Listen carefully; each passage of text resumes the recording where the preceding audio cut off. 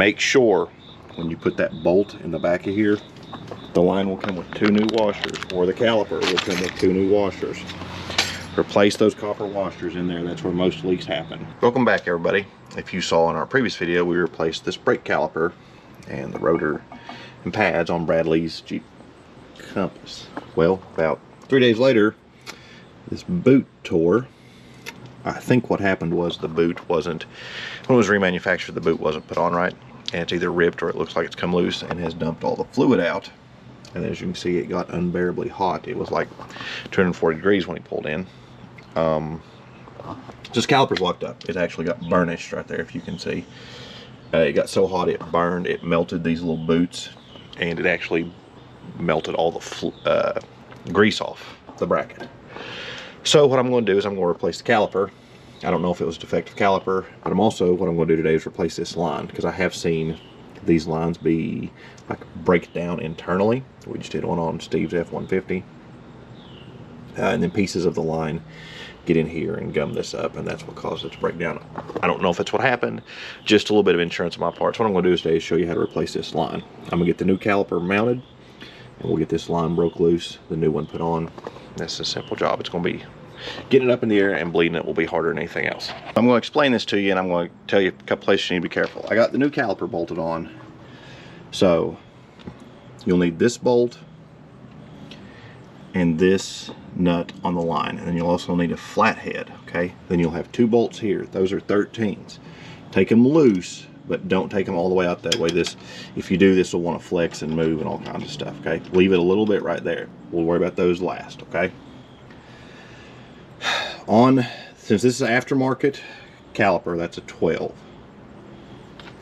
or a 13. It's a 12. I think the stock one was a different size. So if you've put an aftermarket caliper on like me and Bradlee did, this may be different. This is going to be a 12 or like a 10 or something. I don't know. I don't remember what size the original one was. So this right here is a 12. What I did was I soaked it, let it soak overnight in PB Blaster, a couple hours, whatever. And it is a 12 millimeter. You can use a line wrench, a box end. And what I did was I got it loose and then tightened it back, and got it loose and tightened it back. And the reason I did that was I've had these break, so by going back and forth, you're working the lubricant in and breaking any stuff loose. So it's a 12. I'm gonna go ahead and get it loose, then I'll take a flathead and pop this out, and then it will literally just be there to here, there to here. Shove that back in, tighten this down, and bleed it. Everything is loose. I went nice and slow. It came out. I used a pair of channel locks. Just grabbed it like that. As you can see, it's got a little lip. I just literally grabbed it like this and just popped it. It'll come out a little bit by a little, and then once you get it out to right about here, once you get it out to right about there, you can just grab it and just muscle it out. And like I said, I sprayed everything with PB Blaster, so it's good. I'm lucky because since I'm replacing that old busted caliper as well, the line came with it, so I just undid those 2. But if you need to, take it loose here, and make sure when you put that bolt in the back of here, the line will come with 2 new washers, or the caliper will come with 2 new washers.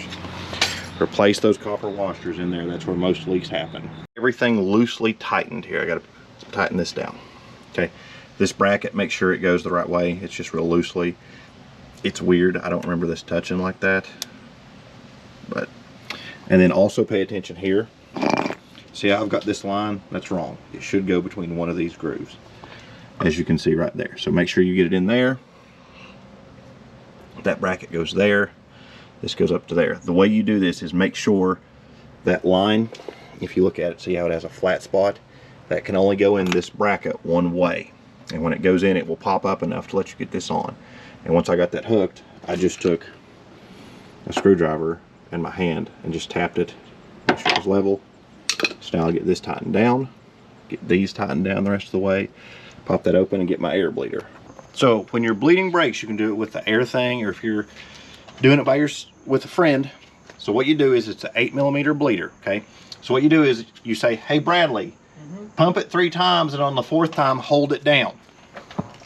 And then he goes 1, 2, 3, 4, and hold, and then you crack it open and fluid comes out. And then you close it and say, okay, Bradlee, let go. Okay, do it again, Bradlee. 1, 2, 3, hold. Okay, now after you do this 3 or 4 times, check your fluid. I always overfill it a little bit before I start because it's going to come down. So if it's overfilled, it's not going empty. So I'm going to check the fluid. Okay, and it needs a lot. So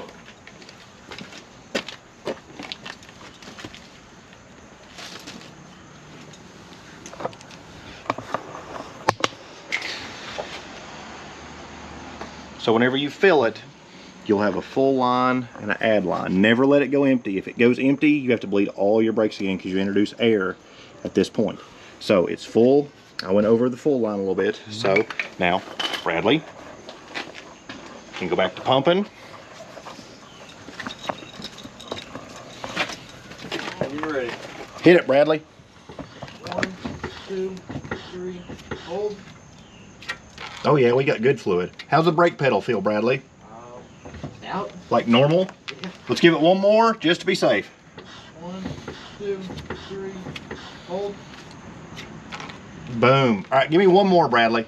Okay. 1, 2, 3, hold. Oh, we're good, Bradlee. We're golden. All right, we've just now bled the caliper. It should be good. What we're going to do is we're going to put this wheel on, drop the car down, change the pad on the other side. We'll take it for a test drive and see.